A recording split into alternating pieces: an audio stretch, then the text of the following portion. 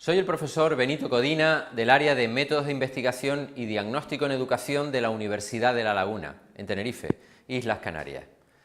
Quiero hablarles acerca del fomento de la competencia intercultural dentro de su desarrollo. Podemos entender que la competencia intercultural es un elemento básico centrado en el respeto, la tolerancia, la solidaridad entre culturas. Podemos entender evidentemente que la competencia debe partir acerca de actitudes positivas, que debe partir además de la comunicación intercultural, pero ¿cómo conseguir el fomento de dicha competencia? Bien, en este caso tenemos que tener en cuenta tres grandes principios estratégicos. En primer lugar, la importancia de las relaciones de intercambio entre culturas. Es decir, no podemos desarrollar dicha competencia si no favorecemos el intercambio, o sea, el conocimiento mutuo, desde un componente estático, fijo, sin capacidad de acercarnos a culturas distintas, es escasamente posible que esa competencia intercultural se desarrolle. En segundo lugar, desde la preocupación por fomentar esos valores. Si dejan de tener importancia, si no le damos el relieve que verdaderamente tienen, es complejo que consiguiéramos esa competencia intercultural. Y en tercer lugar, tenemos que dotar de habilidades, de estrategia para conseguir esa competencia intercultural. No viene por sí sola, no es inducida, sino que requiere un proceso de aprendizaje basado en habilidades y estrategia. Bien, desde ese punto de vista tenemos que tener en cuenta que la competencia conceptual conlleva a su vez otra de carácter afectivo y comportamental. ¿Quiere eso decir? No debemos hablar exclusivamente de competencia intercultural exclusivamente como un comportamiento, sino también como una emoción, sino también como una manera de pensar.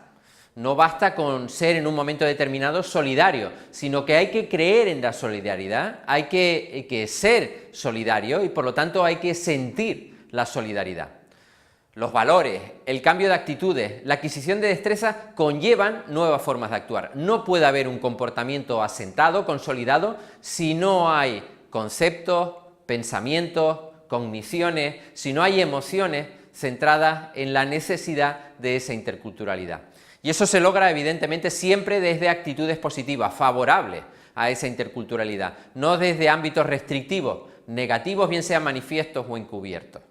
Bien, ¿cómo podemos conseguir ese cambio de actitud que parece que en sí misma conlleve no solamente el pensamiento, sino también la emoción y la conducta?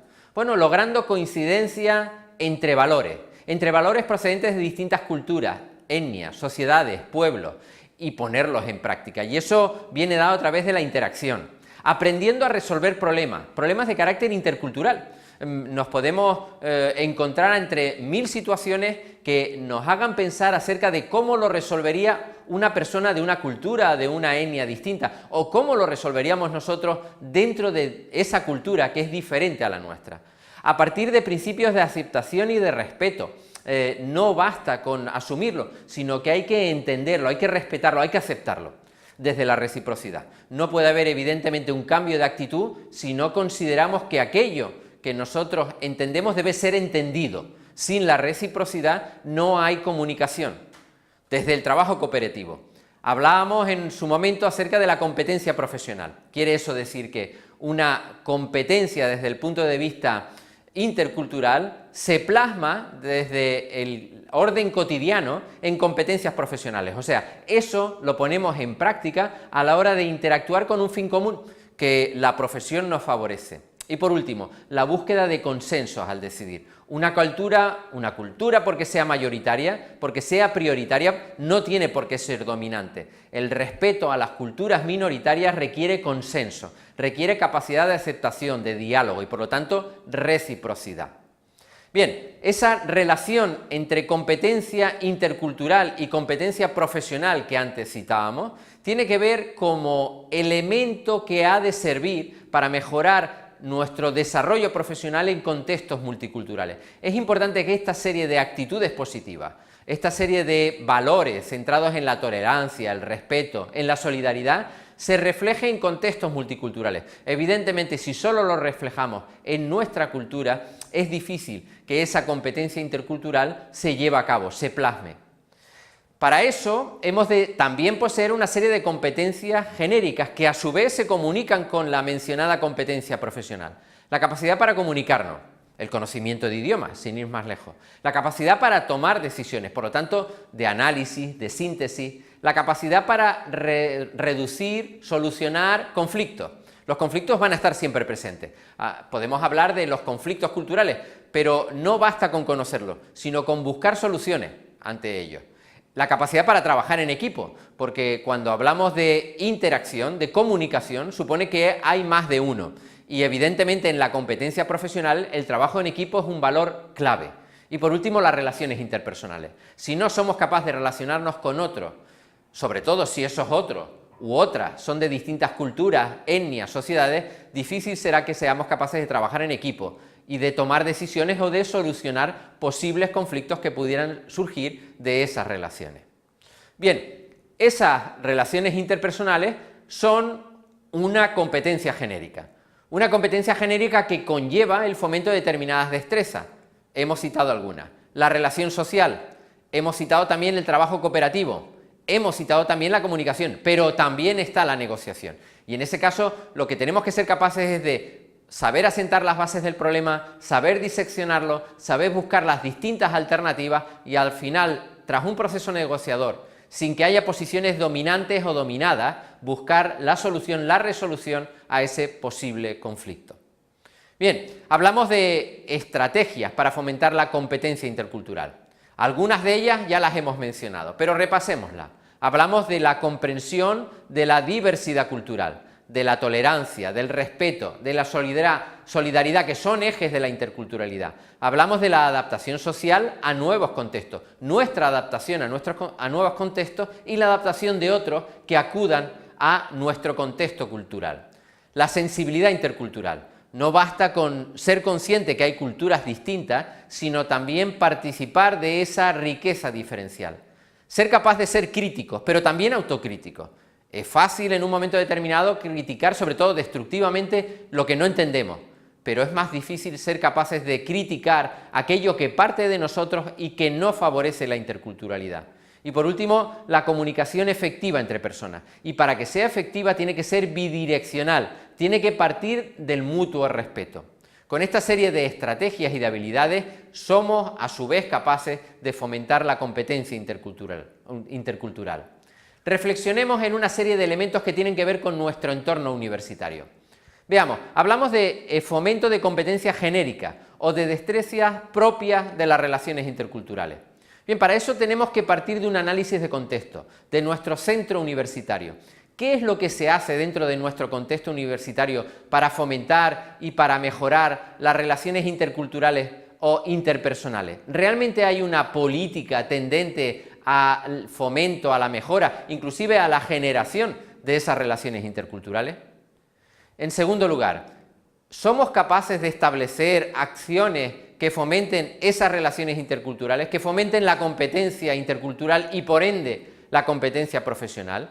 Pero si eso es así, si llegara a ser así, ¿qué criterios debemos tener en cuenta para el fomento de dichas relaciones y competencias? Bien, en primer lugar, un criterio podría ser la inclusión de competencias genéricas en el currículum universitario. Competencias que hemos hablado que pueden ser aquellas del análisis y solución de problemas, del trabajo en equipo, de la capacidad de solución de conflictos, de la capacidad de generar relaciones interculturales, de generar relaciones interpersonales. ¿Están presentes o no dentro de nuestro currículum?